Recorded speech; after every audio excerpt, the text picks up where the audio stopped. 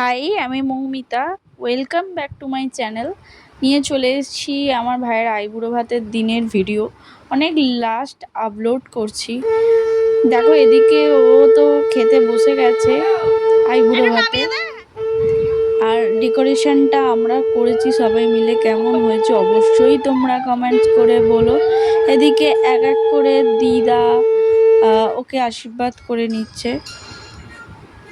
এর দিদা ছাড়াও মামি, এছাড়াও বাড়িতে কাকা কাকিমা সবাই। এদিকে সবাই তো এক এক করে আশীর্বাদ করে নিচ্ছে আর খাওয়াচ্ছে।